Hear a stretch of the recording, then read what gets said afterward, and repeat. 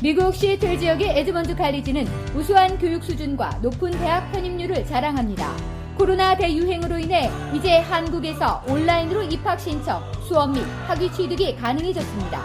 120개 이상의 다양한 전공과 집중 영어 프로그램이 있는 에드먼드 칼리지는 여러분의 학위 취득을 도와드립니다. 에드먼드 칼리지의 입학 신청은 연중 내내 열려 있습니다.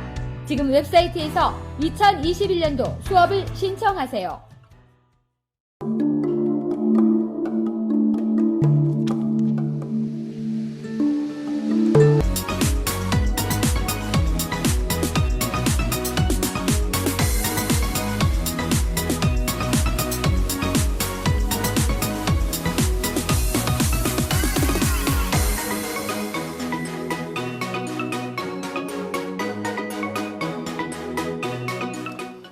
안녕하십니까. 베럴 프로퍼리 리얼스킹 대표 마이크 윤입니다. 오늘은 한번 세상 사는 이야기 중에 정말 좀 슬프고 가슴 아픈 이야기를 한번 해보려고 합니다. 이제 뭐 이제서 굳이 하는 건 없겠지만 한번 경각심과 그리고 그분을 추모하는 의미에서 한번 해보고 싶었습니다. 이제 얼마 전에 이제 박원순 시장에 대해서 이제 공소권 없음으로 이제 결국은 끝이 났습니다. 제가 그분 돌아가신 소식을 처음 들었을 때, 그분도 정치인이니까 여러 가지 흠결은 있겠죠. 근데 이제 돌아가셨을 때, 여러 가지 말들도 많이 나왔었고 했는데, 그게 과연 죽을 일이었나. 제가 이제 저번에 제가 처음 말씀드렸듯이 죽을 각오로 일을 하면은 못할 일이 없을 것이고, 죽는 용기로 하면은 진짜 안 될 게 없다고 저는 이렇게 생각을 하거든요. 저도 한번 그런 경험이 있었었고, 진짜. 그렇게 가지고 그런 마음을 한번 들었었고. 근데 과연 그게 죽을 일이냐. 더군다나 그 내용을 봤을 때는 별것도 아닌 거, 별게 아니라고 당사자한테 힘드시겠지만, 통상적으로 봤을 때는. 근데 그렇게 하셔가지고, 야, 진짜 이게 좀 너무하지 않느냐. 근데 이제 지나가서 보니까 사실 그분이 박원순 시장, 전 시장께서 그렇게 선택했던 것이 저는 이해는 갈 것 같아요. 제가 만약에 그 정도 지위에 올라갔는데, 그런 일을 당했다면 어쩌면 저도 대한민국 사회에서는 그 선택을 하지 않았을까라고 생각을 해봅니다. 자, 그분이 처음 이제 알려지게 된 게 이제 페미니스트들이 모여가지고 이제 여성단체들이 모여가지고 기자회견을 했어요. 그 내용들을 이제 보면은 첫 번째가 이제 4년간 지속적인 권력과 위력에 의한 성폭행을 했다. 그리고 속옷 차림, 비밀 텔방, 대화 요구를 했고 음란한 문자 발송을 했다. 그리고 피해자에게 사과를 하지 않고 자살한 것은 피해자에게 엄청난 심리적 압박감을 준다. 그러니까 박원순 시장이 자살하신 게 그분의 다른 것보다 피해자가 그것 때문에 피해를 입었다는 거야. 자살한 것 때문에 피해를 입었다는 거야. 피의자가 사망했다고 진상조사를 멈추면 안 된다. 피해자가 원하는 방향으로 결과가 나오도록 최선을 다하겠다. 성적 괴롭힘 문자를 본인도 친구도 본 적은 있으나 증거는 없다. 셀카 촬영 시 몸을 밀착, 피해자의 무릎에 난 멍에 입술을 접촉, 집무실에 있는 침실에 불러 신체적 접촉, 텔레그램으로 속옷 사진과 음란 문자 전송. 이것이 기자회견의 내용입니다. 저는 진짜 이런 거 나올 때부터 전 정말 궁금한 게 우리가 거기서 이제 성추행, 성폭행이라고 이제 두 가지를 얘기하는데 성추행은 이제 통상적으로 좀 이제 손이라 어깨라든가 이걸 가슴이라 이런 분지를 만진 것, 성폭행은 위압적으로 의도하지 않은 관계를 가진 것이겠죠. 그래서 이게 그럴 가능성이 상식적으로 봤을 때 그 나이에 이거를 성폭행을 했다고 하니까 성폭행을 그게 되나 힘으로 이게 도저히 이게? 그게 솔직히 의심이 들더라고, 솔직히 저는요. 저도 사람이니까 성관계를 저도 안 해본 건 아니에요, 제가. 이 나이 먹어서 제가 총각도 아니고 해봤단 말이에요. 근데 싫다는 거를 부부간에도 싫어하지 안 할래 그러면은 못 하는데 모르는 여자랑 이게 되나 이게? 그게 의문을 딱 들고 그 다음에 속옷 차림 비밀 텔방 요구 음란한 문자 발송해서 아니 이 사람이 이걸 보낼 수 있는가? 왜냐하면은 음란 문자라는 게 우리 뻔하게 생각하는 그런 음란 문자가 있지 않습니까? 그걸 만약에 보냈다 그러면은 그거는 진짜 문제인 것이죠. 그러면은 서울시장이랑 그 격에 어울리지 않는 거고 당연히 비난을 받아야 되는 거예요. 근데 문제는 뭐냐면 이 사람들은 그런 게 있다고 그러는데 지금 이 순간까지도 지금 2021년이 된 지금까지도 단 한 번도 그걸 보내본 공개한 적은 단 한 번도 없어요. 박원순 시장을 공개적으로 미투를 하면서 그 사람을 완전히 바보로 만들어 놓고 그냥 시체를 만들어 놓고는 그냥 산송장을 만들어 놓고는 근데 이미 그렇게 해놓고 그 증거는 사진 한 장 아무것도 해놓은 것이 없어요. 그런데 여러분들이 이미 인터넷 다 봤겠지만 사진이 나온 거는 속옷 차림은 그냥 동네 아저씨 난닝구 차림 빤스 차림이에요.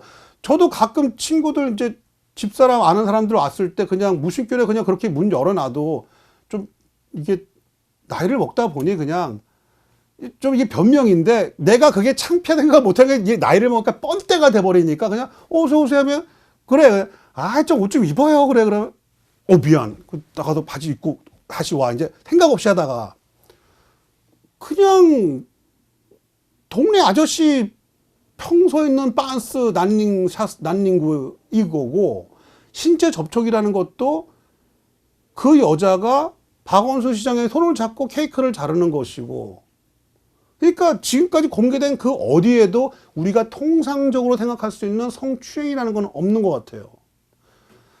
자, 그런데 그럼 본인도 그러니까 우리가 지금 그것까지 알고 있어. 그럼 본인도 몰랐을까? 그분도 아마 아시고 있었을 거예요. 근데 그러고도 과연 왜 그 길을 택했을까? 아마 이번에 일단 정신이 좀 이제 너무 무서웠었겠죠. 저는 그렇게 생각합니다. 이게 너무 무서웠었을 거예요. 그 자신한테 앞으로 무슨 일이 다가올지를 너무 무서워했을 것 같아요, 저는요. 왜냐하면 1년에 지금까지 벌어진 사건들이 보면은 미투라는 게 일단 벌어지고 나면은 그 죄가 있냐 없냐가 중요한 게 아니라 일단 미투를 당했다는 그 자체로 그 사람은 매장이 되잖아요. 자, 일단 안희정 사건. 그 사람은 지금 감옥에 들어갔어요. 지금 형을 살고 있고. 근데 그 내용을 보면은 이건 누가 봐도 그냥 둘이 좋았다기보다도 이분이 그냥 안희정을 좋아해가지고 관계를 가진 거야. 심지어 부산에 있는데도 너 어디 있니? 예, 바로 옆에 있어요. 그리고 KTX가 곧바로 서울로 올라와. 그리고는 나 여기 들어왔는데 예, 금방 갈게요. 그리고 곧바로 호텔로 들어가. 아파트로. 아니 자기가 하고 싶지 않은 사람이 너 어디 있니? 그 소리에 밥 먹다 말고 밥 숟가락 놓고 KTX 타고 서울로 올라오는데 그게 과연 불가항력이었느냐. 그러니까 줄이 좋아서 했는데 근데 결과는 그냥 감옥에 갔어요. 그리고 양예원이 사건 같은 경우도 그 사건도 그냥 양예원이가 자기가 보면은 그냥 돈을 벌려고 그걸 찍은 거야. 근데 되려 그 실장은 시간이 안 된다. 그렇게 많이 못 드려요. 그냥 한 번 정도밖에 안 될 것 같으니까 더 해달라고. 우리 뭐 돈 좀 필요하니까 좀 시간 되는 대로 주세요. 좀 주말에도 가능해요. 막 이렇게 하면서 애걸복걸해서 시간 맞춰서 그 자기 사진을 찍었어. 아니 그 사진을 찍기가 싫었으면은 그걸 애걸복걸 할 까닭이 없잖아요. 이미 그 사진을 많이 찍은 상태였거든요. 근데 결과적으로 그 실장은 자살을 해버렸어요. 그냥. 왜냐면은 그 미투로 인해서 자기 신상 명세가 공개가 돼버리니까 뭔가가 잘못한 것 같고 사람들이 그 페미니스트들이 와가지고 여성단체들 와가지고 막 난리를 쳐대니까 그 사람은 잘못한 게 과연 무엇일까요? 제가 볼 때 잘못은 했죠. 그 사진이 그 사진 촬영을 했을 때 그게 좀 관리가 제대로 안 된 게 그런 게 있는데 그게 과연 불법인지 아닌지 제가 알기로는 불법은 아닌 걸로 알고 있어요. 불법은 아닌 거예요, 그게. 근데 자살을 해버렸어요. 그리고 그 다음 사건이 뭐가 있냐면 황수정 사건, JTBS 그 뉴스까지 나와가지고 그 사건에서 자기가 미투를 했다. 그래서 자기가 뭐 이제 뭐 안 좋은 일을 당했다고 했는데 결과적으로는 그 사람 해가지고 이제 무고죄로 해서 이제 벌금을 받았죠. 근데 그래서 그 시인은 미투를 당해서 인생이 망가졌어요. 페인이 돼버린 거야, 이제. 페인이 됐고 지금도 그 사람 집에 와서 사람들이 욕을 하고 간대요. 막 페인트를 막 써놓고. 그 인생이 망가진 거야. 그냥 이제 조금 이제 잘 나가지고 조금 나가던 이제 시인이 이제 끝장났어, 인생이. 근데 이 황수정이라는 사람은 벌금 30만 원. 이 끝이지. 벌금 30만 원이. 그런 사건들을 봤었을 때 만약에 내가 그 입장이라면은 내가 지금 서울시장인데 미투를 당했어. 그 내용이 중요하지는 않고 일단 미투를 당했고 상대는 젊은 여자. 그렇다면 앞으로 다가올 것이 무엇이 옳고, 더군다나 여성단체들, 이 페미니스트 뭐 7, 8단체가 뭐 5단체인가 그랬죠 아마 모여가지고 기자회견을 하고 했다면은 그분이 그 이후로 겪어 나가야 될 것들은 아마 상상 이상이었을 겁니다. 안희정 같은 경우도 거의 비슷한 그런 걸 했겠죠. 그리고 더군다나 이분 같은 경우도 자기도 페미니스트라고 공개적으로 천명을 하게 다녔었고. 근데 아마 이분은 그런 것들이 무섭고 두려웠지 않았을까 생각을 합니다. 정말 슬픈 사건이고요. 안타까울 수밖에 없는 사건입니다. 그러면서 제가 느끼는 게 있습니다. 정말 보면은 남자 여자는 분명히 틀린 거고요. 누군가 죄를 졌다면은 벌을 받아야 되는 게 당연한 겁니다. 하지만 과연 그게 자살을 할 만큼 그게 큰 죄였는지, 그리고 물론 정말 그분이 그 여자분을 성추행을 했고 성폭행을 했다면은 씻지 못할 죄를 저지른 것이고 뭐 벌받아 마땅하겠죠. 하지만 과연 이게 과연 어느 정도까지가 맞는가? 어느 정도까지 사람을 망가뜨려야 되는지 정말 안타까웠습니다. 그리고 무섭기도 하고 사실은요. 세상에 반은 여자고 저도 제가 성별이 남자이기 때문에 여자분들을 만날 수밖에 없어요. 제 주위에 또 반은 남자고 반은 여자니까. 근데 이런 일이 저한테 벌어지지 말란 법이 과연 있을까요?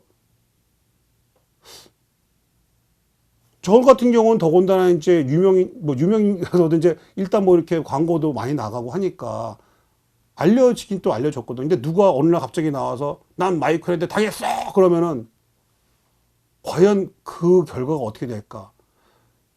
이 사건을 보면서 제가 든 생각에 그런 두려움이 오더라고요. 그래서 나도 모르게, 그러니까 좀 아는 사이에서는 되게 편하게 얘기를 하는데, 좀 친하지 않은 사람들하고는 좀 얘기를 할 때 그냥 자연스럽게 이렇게 돼요. 그냥 얘기를 할 때. 그냥 편하게 얘기하면 되는데 그냥 이렇게 하게 돼요. 나도 모르게 모르는 사람들, 그러니까 성별이 여자가 되면은 좀 이 사람이 젊다 그러면은 나도 모르게 좀 움츠러들게 되고 손을 이게 좀 가까이 하게 되는 거예요. 나도 모르게 이게 좀 그런 공포감이 항상 들더라고 이게요. 글쎄요. 그게 과민 반응이라고 할까요? 근데 만약에 여러분한테 누군가가 나 저놈한테 당했어라고 울고불고 한다 그러면은 어떻게 감당하시겠습니까? 저는 감당이 안 될 것 같아요. 진짜 정말 죽고 싶을 것 같아요. 진짜 그런 일이 나한테 벌어진다면 정말 죽고 싶을 것 같아요. 진짜. 그래서 제가 이번에 박원순 사건이 끝나게 돼서 뉴스를 봤을 때 이분이 자살을 선택하신 이유가 정말 무서웠겠구나, 정말 두려웠겠었구나 생각이 들더라고요. 그분이 물론 살아 계시면서 법적 투쟁하시고 진실 공방하시고 하셨으면은 사실 수도 있었겠죠. 보면은 제가 볼 때는 이건 별거 아닌 것 같아요. 제가 볼 때는 결과는 모르겠지만 지금 다 붙여버렸으니까. 근데 거기에서 오는 그 모든 단계를 견디시지 못하셨을 거라는 그런 생각이 듭니다. 그리고 저는 이런 게 너무나 두렵습니다. 그리고 좀 서로가 이해하고 좀 도와주고 배려하고 남녀가 서로가 차이가 있다는 거를 좀 인정하고 차이가 있으니 배려를 하는 좀 그런 사회가 됐으면 좋겠습니다. 굳이 남자라고 혐오할 필요 없고 잠재적 성범죄라고 할 필요는 없지 않을까요? 남자도 감정이라는 게 있고 그리고 사람입니다. 괴물 아닙니다. 예. 이 방송은 kbswa.com에서 오후 3시 그리고 9시에 보실 수 있으시고요. 유튜브나 페이스북으로서 KBS 와TV로 언제든지 보실 수 있으십니다. 베러프로퍼리 리얼스킹 대표 마이크 윤 그리고 깨끗한 남자입니다. 저한테는 절대로 이런 일이 좀 벌어지지 않았으면 좋겠습니다. 감사합니다.